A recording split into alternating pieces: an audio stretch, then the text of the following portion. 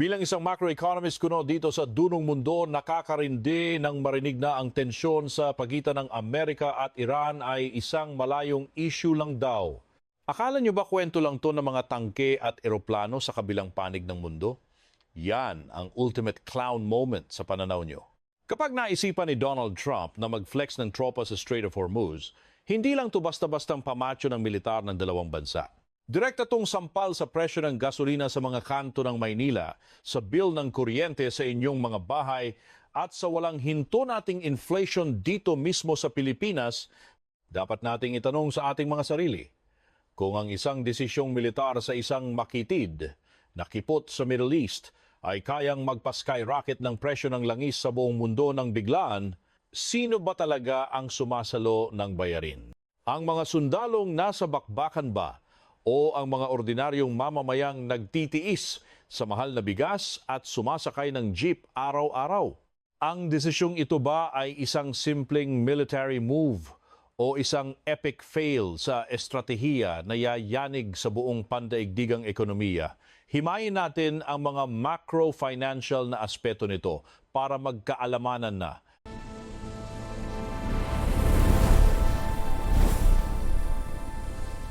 Para magets nyo ang lala ng sitwasyon, kailangan muna nating silipin ang pinakaugat ng issue. Ang Strait of Hormuz ay hindi lang basta ordinaryong anyong tubig. Sa lengguwahe ng global trade at ekonomiya, ito ang itinuturing na lalamunan ng pandaigdigang ekonomiya. Ito ang pinakamahalagang choke point o kipot kung saan dumadaan ang bulto-bultong enerhiya na nagpapatakbo sa mga industriya ng mundo. Kapag nasakal ang lalamunang ito, ang buong katawan ng pandaigdigang kalakalan ay hihingalin at dahan-dahang hihimlay ang mga merkado. Tingnan natin ang mga resibo. Halos 20% hanggang 25% ng kabuuang supply ng langis at natural gas sa buong mundo ang dumadaan sa kipot na ito araw-araw. Ibig sabihin, ang anumang aberya, gaano man kaliit, ay hindi lang mananatiling local problem sa Middle East. Ang epekto nito ay agad nakakalat na parang wildfire sa lahat ng financial markets, stock exchanges at higit sa lahat sa presyo ng mga bilihin nating mga bansang umaasa lang sa import ng enerhiya mula sa rehiyong ito. Para sa Pilipinas, isang bansang halos marupok at nakadepende sa pag-import ng langis at uling para mapatakbo ang mga planta at transportasyon, ito ay isang napakadelikadong usapan. Wala tayong sapat na domestic energy reserves para saluhin ang ganitong klaseng shock. Bawat galaw at tensyon sa Hormuz ay direktang resibo ng dagdag na gastos sa pamumuhay sa loob ng ating bansa. Ang geopolitical na laro ng mga superpower ay nagiging direktang banta sa budget ng bawat pamilyang Pilipino na pilit na pinagkakasya ang kanilang panggastos. Dito natin hihimayin ang pinaka-epic fail na pagkakamali sa aspetong pang-ekonomiya ng Trump administration. Ang pagkakamali ay ang pagmaliit o underestimation sa konsepto ng geographical power. Sa macroeconomics at geopolitics, hindi sapat na may pinakamalakas kang armas kung hindi mo kontrolado ang mismong daanan kung saan dumadaloy ang yaman. Ang iyong military power ay display lang laban sa mga puwersang pang-ekonomiya na kayang magpaluhod sa sarili mong bansa at sa mga kaalyado nito. Aminin natin, bida-bida talaga ang Estados Unidos pagdating sa pagiging liyamado sa himpapawid at sa kanilang mga barkong pandigma. Parang wala talaga na makakatalo sa kanila sa harapang bakbakan. Pero itong Iran, may diskarteng dekalidad na hindi kayang bilhin ng kahit ilang trilyong dolyar ang pagkontrol sa mismong pwesto ng Hormuz. Sobrang sikip ng kipot na ito na may mga parteng nasa 39 na kilometro lang ang luwang at mas lalo pang masikip ang mga daanan ng barko. Kumbaga, nasa loob lang sila ng sariling bakuran at abot tanaw ng mga tirador ng Iran. Magandang punto ito para sa mga feeling analyst. Ang mga high-tech na kagamitan at mga bombang feeling matalino ay kayang sumira ng mga target at gusali ng kalaban, pero hindi mababago ng teknolohiya ang mapa ng mundo. Ang hugis ng mga kontinente at ang kipot ng mga karagatan ay mga permanenteng bagay na. At ang mismong heograpiyang ito ang tanging nagdidikta kung saan dadaan ang enerhiya at negosyo ng mundo. Kapag sinubukan mong tapatan ang heograpiya gamit lang ang militar, nag-iimbita ka lang ng walang katapusang sakit ng ulo sa supply chain. Sa huli, wala namang ibang choice sa mga barkong may dalang langis kundi dumaan doon. Hindi naman sila pwedeng lumipad at wala nang ibang malapit na katubigan na pwedeng labasan ng langis mula sa Persian Gulf. Itong mga supertanker na ito ay bihag lang din ng mga limitasyon ng mundo. Kaya kung sino man ang may control o may kakayahang manggulo sa masikip na daanang ito, ay siya ring may sakal sa leeg ng ekonomiya ng buong mundo. Isa itong kapangyarihan na hindi nasusukat sa dami ng fighter jets, kundi sa kakayahang patigilin ang ikot ng pandaigdigang kalakalan. Level up muna tayo sa mas lalong malalim na usapan tungkol sa diskarteng pang-ekonomiya. Sa isang asymmetric warfare, ang kalaban sa kasong ito, ang Iran, ay hindi naman kailangang manalo sa isang lumang estilo ng digmaan. Hindi nila kailangang pabagsakin ang buong militar ng Amerika. Ang kailangan lang nilang gawin ay gumawa ng sapat na gulo at kaba sa rehiyon. Destabilisasyon ang kanilang main weapon. Sa mundo ng pera at negosyo, ang kawalang katiyakan ay parang lason na pumapatay sa mga investment at nagpapamahal sa presyo ng lahat. Paano nila ginagawa ito? Sa pamamagitan lang ng panakanakang pag-atake sa mga oil tanker, paggamit ng mga maliliit na speedboat o paglalagay ng mga sea mines. Ang mga simpleng galaw na ito ay gumagawa ng matinding panganib sa kaligtasan ng mga barko. Kapag naamoy ng merkado ang panganib na ito, hindi sundalo ang unang aatras, kundi ang mga may hawak ng pera. Ang mga kumpanya ng insurance ay mabilis na magtataas ng kanilang singil o sa pinakamalalang eksena, tuluyan ng tatanggi na magbigay ng insurance sa mga barkong dadaan doon. At kapag nangyari ito, kusa ng hihinto ang daloy ng negosyo. Walang kumpanya ng langis ang maglalakas loob na isugal ang kanilang bilyon-bilyong pisong kargamento at barko ng walang insurance. Ito ang tinatawag nating pagsasara ng merkado gamit ang psikolohiya imbes na gumamit ng purong dahas.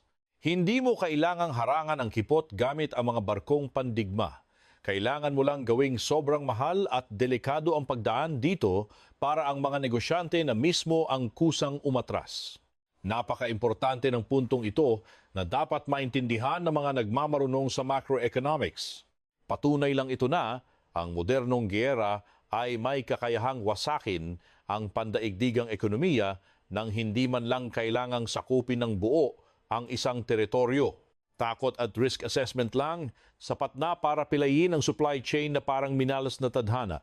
Ang desisyong militar ng Amerika ay nagbukas ng pinto para gamitin ng kanilang mga kalaban ang pandaigdigang merkado bilang sandata laban sa kanila at syempre, damay ang buong mundo sa gulo nila. Ngayon, silipin natin ang epekto nito sa presyo kung saan ang batas ng supply at demand ay walang pakialam sa nararamdaman mo. Kapag ang supply ng langis mula sa Middle East ay naglaho dahil sa takot o totoong bakbakan at ang demand ng mundo ay nananatiling mataas, asahan mong ang presyo ng langis ay automatikong lilipad sa langit. Sabi ng mga macro-financial models, sa isang matinding krisis sa Hormuz, ang presyo ng langis ay kayang tumalon mula sa karaniwang $60 kada bariles papuntang $100 o baka umabot pa sa $140, isang malaking good luck na lang sa ating lahat. Ang ganitong klaseng pagtalon sa presyo ay magdadala ng isang pandaigdigang alon ng inflation na parang tsunami. Akala nyo ba sa sasakyan lang ang langis? Nagkakamali kayo dahil iyan ang bida sa paggawa ng plastic, pataba sa bukid at kuryente para sa mga pabrika. May napakalinaw na rule sa ekonomiya. Bawat $10 na dagdag sa presyo ng langis sa mundo, may direktang kakayahan na itulak pataas ang pangkalahatang inflation rate. Lahat ng produkto na kailangan gawin at i-deliver ay magiging kasing mahal ng ginto. Para sa Pilipinas, ang sitwasyong ito ay mas sensitibo pa sa balat ng sibuyas. Bakit? Dahil ang gasto sa kuryente at transportasyon ay laging bida sa presyo ng ating mga bilihin. Hindi tayo gaya ng ibang bansa na may sariling malaking reserba ng langis na kayang magbigay ng subsidiya sa kanilang mga mamamayan nang hindi nababangkrap ang gobyerno. Kapag nagparty ang presyo ng langis sa world market, ang epekto ay diretso sa mukha ng mga Pinoy na consumer. Walang filter, walang proteksyon, salo lahat ng sakit. Silipin natin ng mas malapitan ng chain reaction na hindi mo mapipigilan. Magsisimula iyan sa pagtaas ng presyo ng gasolina at diesel sa mga gasolinahan. Kasunod agad ang paboritong balita ng lahat, pagtaas ng pamasahe sa mga jeepney, bus at tricycle. Dahil mas mahal na ang transportasyon, ang gasto sa pagpapadala ng mga gulay mula sa mga probinsya hanggang Metro Manila ay tataas din. Ang resulta, ang presyo ng bigas, karne at gulay sa mga palengke ay magiging pangmayaman na ang presyuhan. Ang kadena ng mga kaganapang ito ay magreresulta sa malawakang pagtaas ng cost of living o ang sining ng paghihirap sa pamumuhay. Para sa mga ordinaryong mamamayan, ang gulo sa Strait of Hormuz ay hindi na lang basta international news na pampatulog sa telebisyon. Nagiging araw-araw na itong pressure sa pananalapi na parang laging may naniningil ng utang. Ang halaga ng kanilang sweldo ay unti-unting naglalaho dahil sa bagsak na purchasing power. Ganyan ang plot twist kung paano ang komplikadong issue ng geopolitics ay nagiging kwento ng gutom sa pang-araw-araw na buhay. Pero teka, hindi lang langis ang nakataya rito. Palawakin natin ang ating pagsusuri sa buong supply chain. Kung magbara ang Hormuz, pati ang supply ng liquefied natural gas o LNG ay damay sa gulo. Ang bansang Qatar, na isa sa mga hari ng LNG sa buong mundo, ay kailangang dumaan din sa kipot na iyon. Ang pagkawala ng LNG sa merkado ay magdudulot ng krisis sa kuryente sa maraming bansa sa Asia na umaasa rito para sa kanilang mga power plant. Ang mga pabrika mapipilitang magbawas ng operasyon dahil hindi na kaya ang gastos. Siyempre, kapag bumagal ang produksyon sa mundo, asahan mong lalong kokonti ang magagawa. Kaya good luck na lang sa presyo ng bilihin dahil sa supply shortage na yan. At dahil genius ang plano, mas lalong tatagal ang shipping dahil kailangang mag-tour ng mga barko sa mas mahaba at mas mahal na ruta kung may mahanap pa silang daan. Ang Pilipinas naman, bilang dakilang taga-import ng kahit anong tapos na produkto, ay siguradong jackpot sa dobling malas. Presyong panglangit na. Wala pang mabili. Ngayon, heto ang mas bonggang senaryo. Ang banta ng global recession na parang laging excited dumating. Sabi ng kasaysayan at ng mga matatalinong pag-aaral, kapag ang presyo ng langis ay nagpaka-VIP at nanatiling mataas, asahan mong babagsak ang ekonomiya ng mundo sa hukay ng resesyon. Nga ang mga mamimili, bankrupt ang mga kumpanya at liliit ang kalakalan na parang nilabhang damit. Ito ang highlight ng ating problema na dapat nating tandaan. Isang maling galaw lang sa militar na mukhang ginawa ng hindi man lang nag-google ng macro-financial effects ay sapat na para kaladkarin ang buong mundo sa krisis. Para sa Pilipinas, ang global recession ay simpleng goodbye growth, hello unemployment, at stress sa pambansang budget habang namamalimos ang gobyerno ng ayuda kahit wala nang nakokolektang tax. Tingnan naman natin ang masterclass sa maling strategiya. Sa pagpapadala ng tropa at pagpapainit ng ulo, nahulog ang Amerika sa bitag ng war of attrition o ang paligsahan sa kung sino ang unang mauubusan. Sa ganitong laro, bida ka nga sa barilan pero talo ka naman sa bulsa. Hindi naman kailangang manalo ng kalaban sa bakbakan, kailangan lang nilang mag-antay at patagalin ang gulo hanggang sa maubos ang dugo ng ekonomiya ng mundo. Gasgas na ang linyang ito sa mga bagong gulo gaya ng sa Ukraine. Isang labanan kung saan ang mga dehado sa armas ay nagagawang pahirapan ng mga nagmamarunong na malalakas sa pamamagitan ng pag-target sa kanilang mga pitaka. Kakampi ng mga dehado ang oras, habang ang bawat araw na walang nangyayaring maayos ay lalong nagpapalubog sa mundo sa utang at hirap. Silipin natin kung gaano karaming pera ang sinusunog dito. Bilyon-bilyong dolyar ang tinatapon ng Amerika, ubusan ng mamahaling missiles at deployment ng libu-libong tao para lang sa wala. Sa kabila ng investment na ito, hindi pa rin nila masecure ang Strait of Hormuz.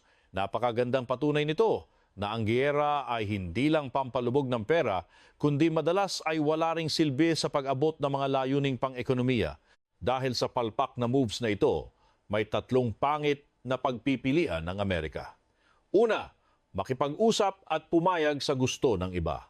Mukha itong aminin na talo sila sa politika at nagpapakita ng kahinaan na parang nag-imbita na rin sa ibang bansa na gawin ang parehong pangiipit sa mga daanan ng kalakal sa hinaharap. Pangalawang choice, ituloy lang ang nakakaumay na sitwasyon ng giyera at patuloy na magsunog ng pera sa militar at ekonomiya. Ibig sabihin ito ay pagtanggap sa sky-high inflation, patuloy na gulo sa supply chain at ang dahan-dahang paghihingalo ng pandaigdigang ekonomiya habang pilit nilang pinapanatili ang isang magulong status quo sa rehiyon. Pangatlong choice, lalo pang mag-inarte o mag-escalate marahil sa pamamagitan ng direktang pag-atake sa mga pasilidad ng kalaban. Pero napakalaking sugal nito na pwedeng mag-trigger ng isang all-out regional war na tuluyang uubos sa natitirang langis at hihila sa pandaigdigang ekonomiya sa isang tiyak na pagbagsak. Ang kawalan ng matalinong opsyon ay ang pinakamalinaw na resibo ng orihinal na desisyon ay isang malaking sablay simula pa lang. Balik tayo sa sariling bakuran. Sa isang makabagong mundo kung saan ang enerhiya ay ginagawang armas, ang anumang bansang umaasa lang sa import ang siyang papasa ng pinakamalaking peligro. Ang Pilipinas ay nasa gitna ng panganib na ito. Wala tayong say sa mga desisyon sa Washington o sa Tehran, pero tayo ang sumasalo sa mga epekto ng kanilang mga aksyon sa ating mga palengke at gasolinahan. Ito ang dahilan kung bakit sa usapang macroeconomic, kailangan na ng Pilipinas na mag-diversify ng mga pinagkukunan ng enerhiya. Kailangan nating dagdagan ang sarili nating kakayahan na gumawa ng kuryente renewable man o paghahanap ng mga lokal na reserba upang mabawasan ang ating pag-asa sa mga delikadong ruta ng transportasyon gaya ng Hormuz. Ang kalayaang pang-ekonomiya ay nakasalalay sa seguridad sa enerhiya, hindi sa swerte. Mag-zoom in tayo sa buhay ng mga ordinaryong mamamayan. Kapag ang presyo ng enerhiya ay tumaas ng husto, ang mga tao ay mapipilitang mag-tighten ng belt sa ibang mga bagay. Kung dati ay nakakabili sila ng mga bagong damit, nakakakain sa labas, o nakakapag-ipon para sa pag-aaral. Ngayon, ang malaking bahagi ng kanilang kita ay napupunta na lamang sa pagbabayad ng kuryente at pamasahe. Ang pagtitipid na ito ay direktang sasampal sa mga lokal na negosyo. Dahil barya na lang ang kinikita ng mga negosyo, babawasan nila ang kanilang mga investment. Hindi sila magbubukas ng mga bagong branch at baka mag-layoff pa ng mga manggagawa para lang makatipid. Ito ay isang negatibong cycle o negative feedback loop na pwedeng tumagal ng ilang buwan o taon. Ang krisis sa kabilang panig ng mundo ang nagiging sanhi ng pagsasara ng tindahan sa kanto nyo at pagkawala ng trabaho ng isang tropa. Bilang pagbubuod, ang sablay sa pulisiya ng Trump administration ay hindi dahil sa hina ng kanilang militar. Malakas ang militar nila at kayang gawin ang anumang iutos sa kanila. Ang malaking pagkakamali ay ang maling akala o miscalculation sa mga epekto nito sa pandaigdigang ekonomiya. Akala nila ang kapangyarihan ay nasusukat lang sa dami ng bala at eroplano, habang nakalimutan nila na ang tunay na nagpapatakbo sa mundo ay ang tuloy-tuloy na daloy ng kalakalan. Maaari nilang makontrol at manalo sa himpapawid ng Iran. Maaari nilang pulbusin ang mga pasilidad militar ng kanilang kalaban. Ngunit sa proseso ng paggawa nito, nagawa nilang guluhin ang stability ng pandaigdigang ekonomiya. Nanalo sila sa isang bakbakan sa ere, pero talo sa pagpapanatili ng kaayusan ng kalakalan. Ito ang kabalintunan ng kapangyarihan sa modernong panahon. Ang galing mong manira ay hindi katumbas ng kakayahan mong mag-control. Sa mundong ito na connected daw tayo sa lahat, isang desisyong militar lang sa loob ng isang air-conditioned na kwarto sa Washington, damay na pati ang mga bansang wala namang kinalaman. Ang palpak na desisyong ito ay may kapangyarihang pilitin ang milyon-milyong tao sa malalayong lugar gaya rito sa Pilipinas na magbayad ng presyong pamatay gamit ang sariling pawis at buhay. Ito ang tunay na presyo ng geopolitics na madalas ay itinatago sa atin. Balikan natin ang macro context para sa mga hindi pa nakakaget. Ang pandaigdigang sistema ng pera ay nakadisenyo sa ilusyon na ang mga choke point ng kalakalan ay laging mananatiling bukas. Ang buong istruktura ng just-in-time manufacturing, kung saan kailangang sakto ang dating ng materyales, ay guguho lang kapag may nanggulo sa mga rutang ito. Ang desisyon sa Hormuz ay parang palakol na binalibag sa mismong pundasyon ng sistemang ito. At dahil diyan, bumida na ang tinatawag na risk premium sa lahat ng aspeto ng kalakalan. Hindi na lang langis mula sa Middle East ang nagmamahal. Ang mga investor, sa sobrang kaba na baka lumawak ang gulo, ay naghahanap na ng mas malaking kita sa kahit anong proyektong may kinalaman sa rehiyon. Itong pagtaas ng risk premium na ito ang nagpapamahal sa utang ng mga bansang gaya natin na developing pa rin hanggang ngayon. Kapag tumaas ang kaba sa mundo, asahan mo na ang capital flight. Ang mga dambuhalang foreign investors ay mabilis pang mag-exit kaysa sa ex mo, ilalabas ang pera sa mga bansang tulad ng Pilipinas para ilipat sa mas safe na assets tulad ng US Treasury bonds o ginto. Ang paglayas ng dolyar na ito ang sumasakal sa halaga ng ating piso. At kapag lupaypay ang piso, mas lalong nagiging ginto ang presyo ng inaangkat nating langis, double dead na ang ekonomiya natin. Ang paghina ng pera o currency depreciation ang lalong nagpapalala sa sitwasyon. Kahit hindi tumaas ang presyo ng langis sa dolyar, kung ang halaga ng piso ay basahan na dahil sa capital flight, mas maraming piso ang kailangan nating ilimas para makabili ng parehong dami ng langis. Ipinapakita nito kung gaano tayo kawalang laban sa mga external shock. Ang foreign policy of malalaking bansa ay parang remote control na pinaglalaruan ang halaga ng pera sa ating mga bulsa. Ang sitwasyong ito ay isang malinaw na ebidensya ng policy misalignment. Ang mga pangarap ng militar ng Amerika ay hindi tugma sa kanilang mga layuning pang-ekonomiya. Habang busy ang Pentagon sa pagpapakitang gilas ng puwersa, ang Treasury at Federal Reserve naman ay binabangungot kung paano itatago ang inflation na sila rin naman ang may gawa. Ang kanang kamay, winawasak ang pilit na binubuo ng kaliwang kamay. Ang isa pang pangmatagalang epekto nito ay ang geo-economic fragmentation. Dahil sa takot sa walang katapusang gulo sa Hormuz, ang mga bansa ay nagsisimulang magkani-kaniya at bumuo ng mga eksklusibong grupo. Ang globalisasyon na nagpababa raw ng presyo ng bilihin noon ay unti-unti nang binabaligtad. Para sa mga bansang umaasa sa malayang kalakalan tulad natin, ang pagkawatak-watak na ito ay mangangahulugan lang ng mas kaunting tsansa at mas butas na bulsa. Ang pamumuno ay nangangailangan ng utak para maintindihan na sa isang komplikadong sistema, ang bawat galaw ay may kaakibat na unintended consequences na hindi mo inaasahan. Ang ilusyon ng control ang nagtulak sa desisyong ito, ang maling akala na kaya nilang paghiwalayin ang epektong militar sa epekto sa bulsa ng tao. Pero gaya ng paulit-ulit na pinapatunayan ng macroeconomics, ang mga merkado ay walang pakialam sa borders at mas mabilis pa sa chismis mag-adjust sa mga bagong panganib. Ang epic fail na ito ay nagpapakita lang ng malalang historical blindness. Kung nag-review lang sana sila sa oil shocks noong dekada 70, malinaw na ang anumang gulo sa supply ng langis sa Middle East ay diretso sa stagflation, isang nakamamatay na kombo ng mahal na bilihin at bagsak na ekonomiya. Ang hindi pagkatuto sa mga sablay ng nakaraan ay nagresulta sa pag-uulit ng parehong pagkakamali, pero sa mundong mas sensitive na ngayon sa bawat pagbabago. Ano nga ba ang tunay na power sa ika-21 siglo? Hindi na ito nadadaan sa paramihan ng napatay o pagkawasak ng mga gusali. Ang tunay na flex ay ang kakayahang panatilihin ang katatagan, siguruhin ang daloy ng kalakalan, at protektahan ang pandaigdigang supply chain. Sa sukatang ito, ang ginawa sa Hormuz ay isang malaking clown moment na nagpakita ng kawalan ng diskarte sa larangan ng geoeconomics. Dapat na nating i-update ang ating definition ng pambansang seguridad.